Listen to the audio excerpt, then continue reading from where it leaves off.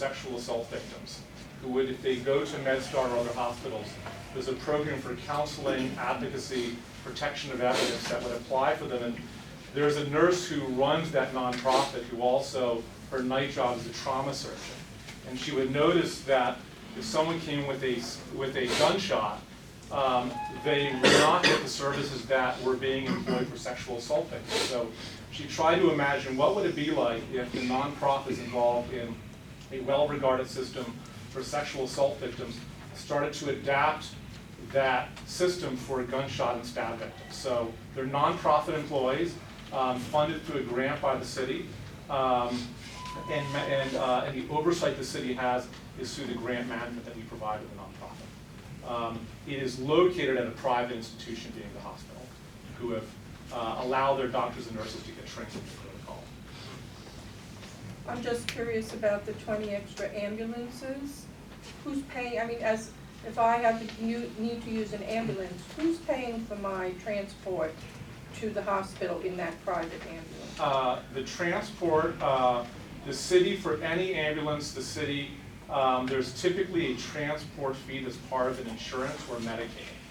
If someone doesn't have insurance, the city has not and will not try to collect that fee from an individual who might not have coverage. The vast majority of people who are transported or in an ambulance of any kind have either private health insurance or Medicaid insurance, and the city collects fees as part of the fees that an individual would incur from the ambulance to the hospital.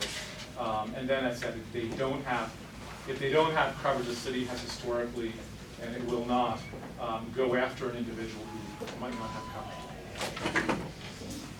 I've been hearing a lot of concerns from the senior advocate community about shifting funding for many senior services to Medicaid, and that there is a significant gap that is going to be caused between the time of the beginning of the fiscal year and when organizations that traditionally have been funded by the government will be able to access Medicaid funding.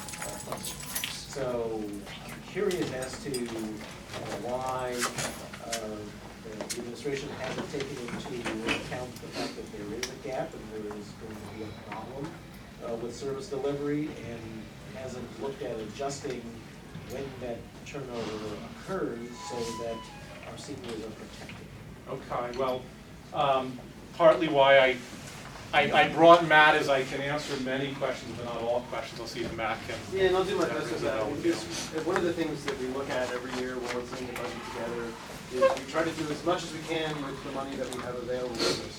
So every year we go through an exercise where we try to make sure that we're maximizing all the federal resources that we have available.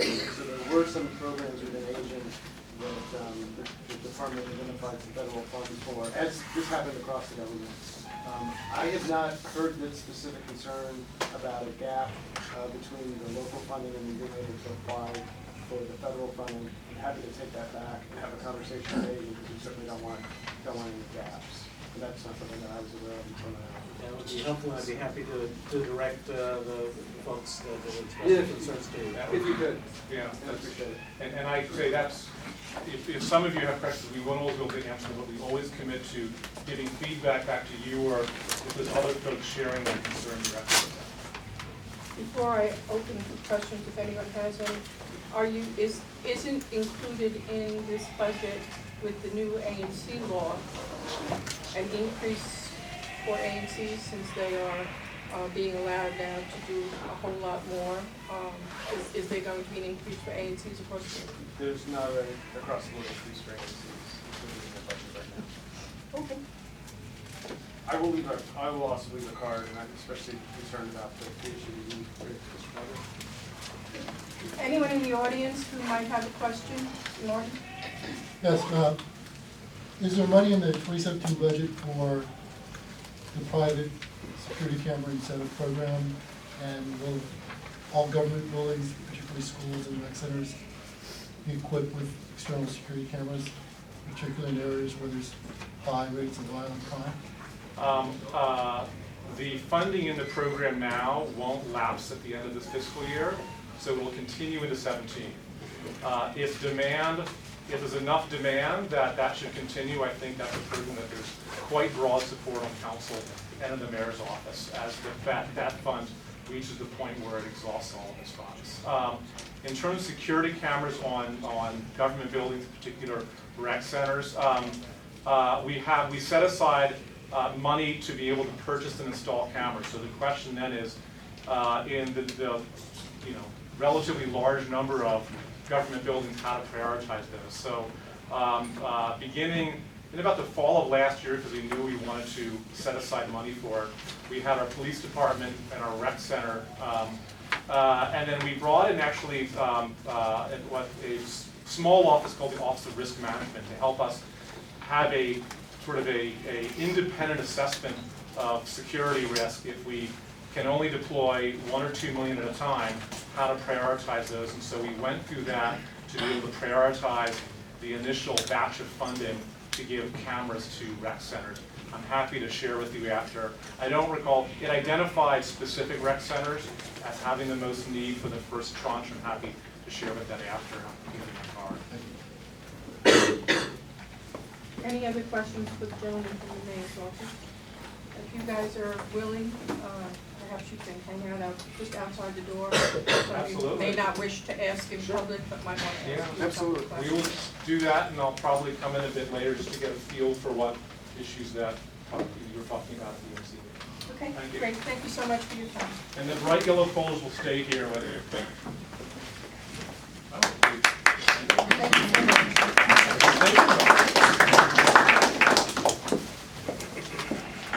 One of the people I enjoy introducing so many times and over the years have worked with in many situations. Councilmember Charles Allen has been our representative on the council for Ward 6. I guess he's finishing his first year. And prior to that, of course, everyone knows he worked alongside of Tommy Wells in his office, so he's quite familiar with many, many issues that are in Ward 6, and he has come this evening to share some of what he's accomplished and to hear from us if there's any other items that we would like to see that he would address in the next year. Charles, welcome.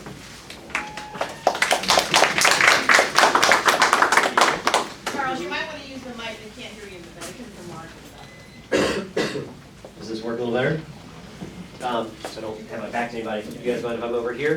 Well, we would prefer you over With here your camera because the camera All is right. recording. You got it. I just hate having my back to anybody. But to me, it's okay. All right. Well, then my back is to you, Marge. Well, good evening, everybody. Thanks for having me out. Thank you, ANC 6E, for inviting me out. I appreciate it. I know we talk on a pretty regular basis, but one of the things I wanted to do, just like I did last spring, was kind of make a tour around, make sure I checked in with all of our ANCs, had a chance to give a little bit of an update, a preview of some of the things that we're working on, and then also, however you prefer to do this, Madam Chair, but be able to answer a few questions either from the commission or from the public. But as Marge mentioned, we have finished up essentially our first year on the council, 1 year and 5 months basically now.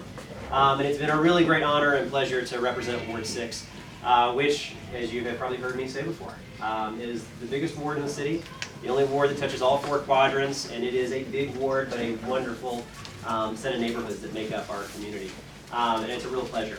I have a small staff, but a lot of you have gotten a chance to know Naomi Mitchell over the years, and so I appreciate all the work that she does.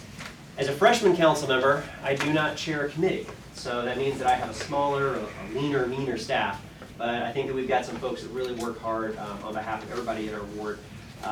And so I'm really proud of the team that we put together that are working for you. And I hope that whenever you've got questions or concerns that we're able to be responsive and try to help work on those solutions together. So I'm really proud of the team that we helped put together. I wanted to share just a couple of quick updates, tell you about a couple of things that are coming up at the council, and then to the ANC's discretion, be able to answer a few questions if that works for you. Okay, great. One of the things I was really proud about doing right off the bat, one of the first big initiatives that I launched was something called Books from Birth, and we're in a site where we've got a library right here.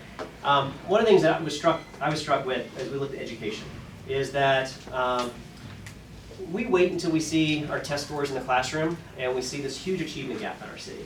And we kind of act surprised every year and say, oh my gosh, we have this big achievement gap. And then we try to figure out how do we help close that gap. I think we're waiting way too late. If we wait until the classroom to figure out that we've got an achievement gap, we have already set that child back. We've got to start earlier. And really, that means starting 0 to 3 and 0 to 5. Those are the critical years. So as we dug into it, the achievement gap, I believe, is based upon the word gap. And I can cite all kinds of stats for you, but essentially, a child who grows up in a home where parents are reading, where there's books in the home, will hear 30 million more words by the time they're 5 years old than a child who grows up in a house where nobody's reading and there are not books in the home. And we looked around and said, how do we help attack that problem? Well, one of the first things you do is you actually get books into the home. And so Books from Birth was an initiative we launched within the first month or two when I took office. And what it does is it puts one book per month into the hands of every child from age 0 to 5. They're mailed to the home. It allows each child to be able to help build a home library and each family to do that. In addition, we then partner with the DC Public Library, which helps bring adult literacy, family literacy initiatives, then helps make sure we connect that child and that family to literacy efforts. And we passed that legislation last spring. We funded the legislation. It was really exciting to have all that get launched. The mayor and I stood together over at Children's Hospital as we launched the initiative. And in 12 short weeks, 10,000 kids in DC signed up. Last week we had the 10,000th kid sign up for this program. It's really phenomenal, the way that folks have responded to this. And it's just it's a great thing to see. So the books have been going out. For anybody who has a kid 0 to 5, or if you know a kid 0 to 5, please help sign up for this program. And then one of the things I'm really proud about is that while everybody is eligible in the city, we put targeted resources to make sure we're reaching the communities where we have lower income, lower literacy levels, and over 60% of the kids that are enrolled are from the communities that we've been targeting those resources and efforts. So we know that we're reaching the communities that we're trying to help out with. But I know we need your help as well, so look forward to always creating better partnerships with our library, with other providers. But that's one of the things we've been really excited about. Another thing that dominated really a lot of my time, and I know that frankly my conversations with the ANC last year, had to do with public safety. This was a really big struggle, not just within certain neighborhoods, but really across our whole city. I've worked really closely with MPD, and I'm going to try not to repeat much of what Kevin Donahue talked about, but I might end up repeating a few pieces. I went to about 20 different public safety meetings last summer alone, sitting in living rooms, sitting in church basements, talking about what the problems were and then try to find solutions to them. What we did is we put a lot more resources into the hands of MPD. We added millions of dollars to the budget so that our officers have more resources. Worked closely with our leadership to make sure that we were helping support them. We looked at new tools to help recruit new officers into MPD as well as retain the officers that are there. I've worked very closely with our commanders here. Ward 6 is made up of 3 police districts. The 1st, the 3rd, and the 5th. So I've got a relationship where I'm talking with all of our commanders. But it's something that we've really tried to tackle. And we've also looked at specific things. So we looked at O Street. We looked at specific blocks and streets where we needed to have a greater presence and more tools at our disposal. And then one of the things that we heard about a lot was, the chief said, if we have more cameras, this is a force multiplier for MPD. And then I went and I looked at what MPD, when they ask you for help, and they say, listen, we need your help identify this suspect. If you go look at their online feed, about a full quarter of the videos that are posted are from private residences, they're from businesses, they're from houses of worship. And we looked into the systems, and they cost about $500, sometimes $750. For some people, that's a substantial amount of money, and it's a barrier to be able to put something like that in. I think those can help prevent crimes from taking place, and then they also help identify a suspect when unfortunately something does take place. So one of the things I did is I introduced legislation to create a rebate program, and luckily the mayor thought this was a good idea too, so then she helped launch her own piece of it, and then we worked together, and I got the legislation passed on the council to create the program, and then we funded it with $500,000. And I think I heard a question from the audience about the funding on that, and I'm happy to echo that, but I think I heard Mr. Donahue answer that correctly, which is that it's funded, and we expect that if dollars are needed to continue it, we'll do that. But essentially it allows people to have a system like that paid for. For most residential systems, it pretty much covers the entire cost of that. When the mayor rolled out the first draft of this, there were several neighborhoods that were not included in that. And the Shaw neighborhood, most of 6E was not included in that. And I wanted that, I requested that, and I really appreciate 6E took the leadership on that, passed, I believe, a full resolution, but definitely went on the record and said, we need to have this in this neighborhood. And I appreciate the mayor added that in when she put out 30 days later the next set of rules to govern the program. And we got that put in place. And then, and Mr. Donahue might have talked about this, but on July 31st, the program will open up citywide. And so we have the priority areas up until July 31st, and after that, it becomes a citywide program. If you're interested in that, we've got information on my website that helps link you to the program, but I know that from the mayor's folks, they can make sure that they get you the information as well on if you're interested in how to do that. Right now, we're in a moment within the life of the council where we're really in budget season, is what we call it. We've spent the last couple of months doing oversight hearings and budget hearings, and starting tomorrow, we actually start voting on the budget. We do our committee markups on the budget. I hosted a budget town hall, I guess it was about a week ago. Commissioner Wiggins came, and I appreciate that. And what I did is I wanted to try to take time to walk people through, for those that are interested in the nitty-gritty details of budget documents, and walk you through what's proposed, what are some of the things that I think are really smart investments, where are some areas where I've got some concerns, and then as we go through the council's votes coming up, where we're looking to prioritize. And it was a great conversation. I heard a lot of really great feedback, and again, we'll start voting on that actually tomorrow, all committee votes, and then the budget kind of gets put all back together again. And then May 17th, for those of you who like to follow the budget, that's the big day when we'll be voting on the budget. That'll be a big day for us in council. Council periods run in 2-year cycles, and so this calendar year, the end of this calendar year is the end of this legislative cycle. So once we get through the budget, we kind of turn our attention back to legislation. As you've probably seen, we've got a whole host of things in front of us. We've got a proposal to increase the minimum wage. We've got a proposal to create paid family leave. We've got a lot of different legislation that we're wrestling with and trying to think through what makes the most sense, what's the right way to move this forward. And I sit on several committees. I sit on the Committee on Education, the committee called FICRA, which is not a great acronym, I acknowledge. It's the Business and DCRA Committee, for those that are interested in that. And then I sit on the Transportation and Environment Committee. And that has oversight over things like DPR, Department of Transportation, and a whole host of other district agencies. I'll add one other thing I've tried to work on, both with the community at large and especially with our commissioners too, has to do with a lot of our parks. We've spent a lot of time trying to think about ways, right here at Walker Jones, we're making improvements, but also looking over at Kennedy Rec Center, in Street Park. I had conversations recently with the director of the Department of Parks and Rec, who's looking to make some new investments into the in-street park, where we've had a lot of problems, and I know that that our neighbors are well aware. We're looking at a lot of different things, from lights, from cameras, from changing things into turnstiles, into gates, which is a new, DPR has had success with helping manage parks that way. We've also worked very hard at Kennedy Rec Center. You know, I've been really struck when I go over there, even with great staff, great programming staff that you know, they know what they're doing, they work really great with the kids. For those of you that know Kennedy Rec Center, it's a massive site. It's basically 2 city blocks. And when you have only 2 people staffing it, that's a really hard thing to do, to be able to manage the field, the tennis courts, the playground, the splash park, to be able to manage the basketball court inside, the weight room, the programming, and then in the evenings you can have 60 or 70 kids who are there structured, doing homework. And in many cases those kids are getting probably the only hot meal they may be getting that night. That's really hard to expect 2 people to do that. And we'd have our site manager having to sit there at the check-in table at the front door, which is not a great use of their time, and they're trained to be able to provide services and programming. So we worked with the budget, and we actually, the mayor did what's called the LEAP program, where we added in new people to our rec centers who would be those customer service managers, the folks at that front desk. And what that does is that frees up the site manager to now do the job that she's actually trained to do, to be working at the site. And that's something I've been really impressed with, and something that we've been working hard, especially Kennedy Rec Center is one of those sites where we want to do that. And again, I'm not sure if Mr. Donahue mentioned this, but the DPR budget also includes a pretty significant increase in staffing for our rec center sites. And I have continued to stress, especially Kennedy Rec Center, as a site where we need to make sure we got the appropriate staffing and the resources for that rec center, because it's just so big, and it really is a big center of life. So those are some of the things that are coming up on the agenda. I know you've got a tight program, so I don't want to keep going on and on, but I'd be delighted to answer some questions from the ANC.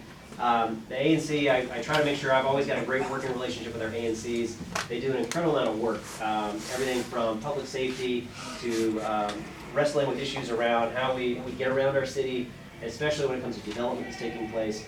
I really appreciate the partnership and the work that's put in from our ANCs, and so I'd be happy to answer any questions, Madam Chair, from either the commission itself or from the public, or whichever way you prefer. Okay, I'll start, and then Bill can chime in. You're talking about an increase of money in the budget to Parks and Recreation. Yes. My single-member district has no park, has no green space. I would appreciate your looking into finding something in Mount Vernon Triangle that allows us to have a place for children to play. What is happening is families with children are moving out because there isn't any place for the children. My building has 65 children. I suspect by the end of this year we'll be down to 40. And that's because there's nothing for kids to do in and around our area. To walk to Kennedy is quite a long walk for small children, so that doesn't suffice for our need. There was originally supposed to be a playground at Mount Vernon Square, and the money, it had been funded, and then I don't know what happened to the money, and I don't, it just got eaten up by the city some other way. That is one issue that for me is very big. The second is in safety, and you and I have spoken about this, but I'm publicly saying we need a crosswalk in the middle of K Street between 4th and 5th. I don't care how many signs DDOT puts up, no one is going to stand in front of the K, walk all the way down to 5th, cross the street, to go all the way to the middle of 4th to go to the bakery. That isn't going to happen. So I think it is imperative before someone is killed that we insist. Now, I did get a letter from Department of Transportation saying no, they weren't going to do it, but I think it's something that should be a higher priority. I think avoiding problems is a better way to handle something than waiting for 1, 2, or 3 people to get seriously hurt or killed.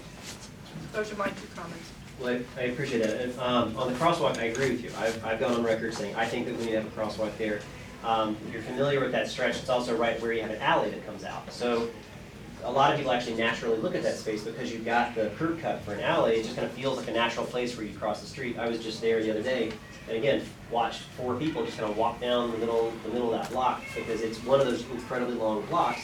And you're correct. It's not reasonable that someone's going to go all the way around and spend 5 minutes when they can just cut across the street. It's incredibly dangerous to do. My challenge is I don't run the Department of Transportation, so as much as I think it's a great idea, the ANC does, frankly I hear from neighbors that think this is what we need to do. I have not been able to convince DDOT to do it yet. And I'm continuing to push, and I will try to keep fighting for that. I think it's something that would help create better safety there, and I agree with you 100%, Commissioner. Waiting until someone is struck there and then saying, gosh, okay, now we really should do something is absolutely not what we should be doing. When it comes to green space and park space, we're in a neighborhood where, I think for every new building that goes up, they talk about their rooftop park, and that's nice. That creates some green space, but that's not public green space. It's not the public parks that we need. I've had conversations on the mayor's side. What tends to happen sometimes at the end of a presidential administration in term is that we have, we're unique here in DC, right? So we have these little federal parcels just scattered all over these little triangle parks. And we fight to get NPS, National Park Service, to cut the grass or to clear the sidewalks when it's snow and ice, and to maintain them. And they just don't really do a great job with that. If I had my druthers, I would like to have all of those little pocket parks back and then have DC be in charge of that. Now, we still have problems where DC doesn't cut the grass or doesn't necessarily shovel the snow, but then at least we have more accountability. So you can yell at me, you can yell at the DPR director, we can work to solve those problems. When I think about the sites that are right in that area, I think that's something that, we've got National Park Service parcels. They're not well used, they're not well programmed, and they just kind of end up being green open spaces where we don't get the type of activity that we would want. One of the problems with that, Charles, is when the developer signed the papers for Fifth and I project, support for the 2 parcels there, which are National Park Service, but the city, this is 3 years later, and the city has not moved to obtain these parcels. We have somebody who's going to pay for the development of the park and 20 years maintenance and purchase all the equipment and set up a place where our seniors and other people can just hang out. But we can't get the city to move I keep getting told, oh, well, nothing's happening. Well, I will say, the city can't move on land that we don't own. So part of it, we have to get the land. And I can tell you, I know, because I've had conversations with the mayor's team, that at the end, so the reason why I mentioned the end of a presidential term, frequently, as the president is leaving that term, there's a little more flexibility sometimes, and they're willing to start trading off a few things or help transfer some land over. That happened, frankly, George Bush was actually really good to the district when it came to transferring land back to the district. And we want to make sure that President Obama does the same thing. And I've had conversations with the mayor's team about those specific parcels to do that.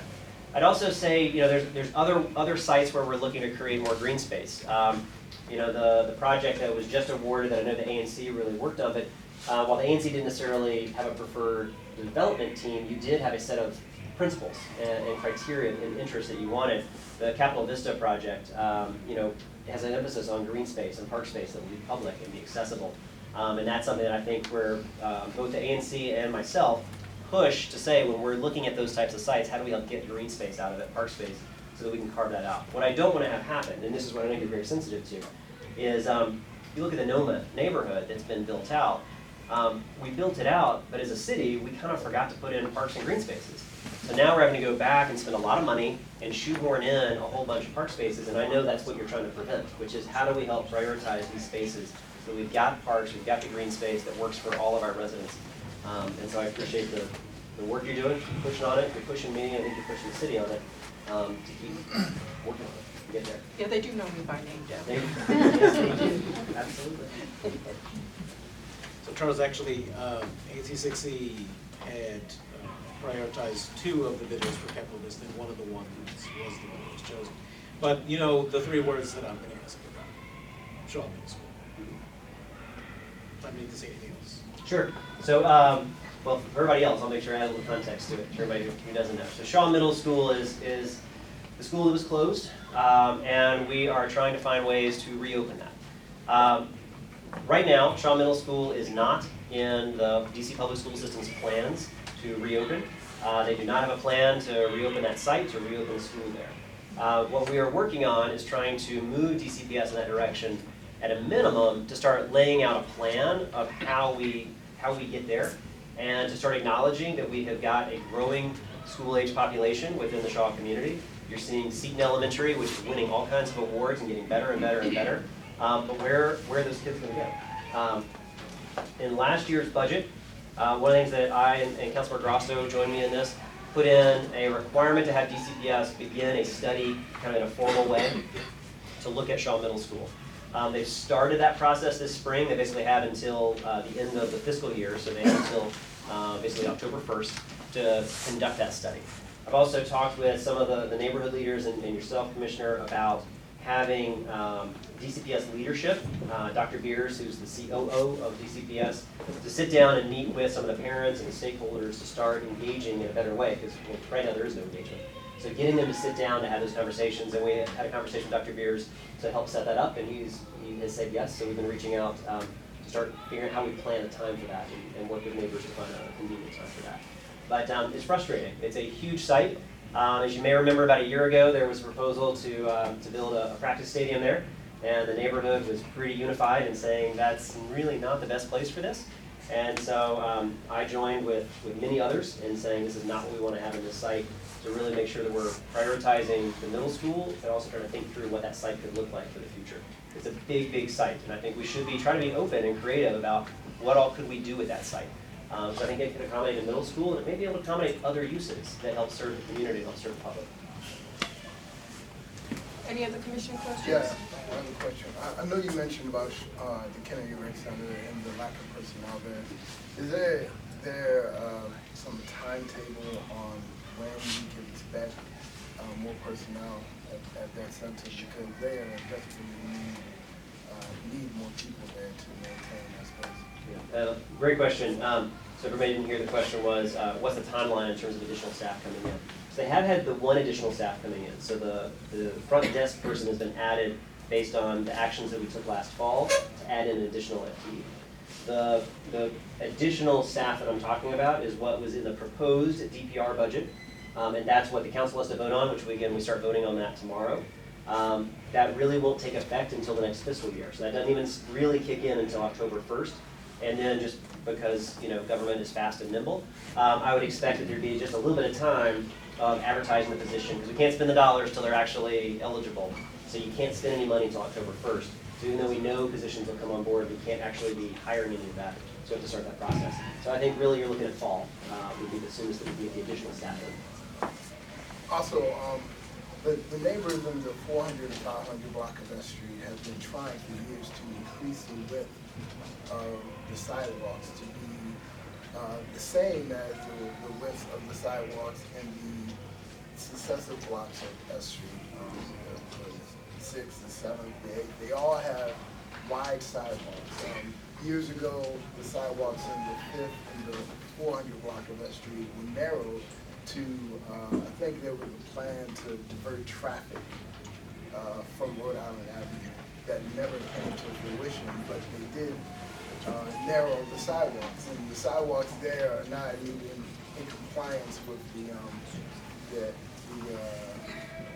ADA, and we've been trying to get that rectified for several years now. And I know Gretchen Warden is here, but she is in the spirit of that, and we could really use some help in getting that taken care of.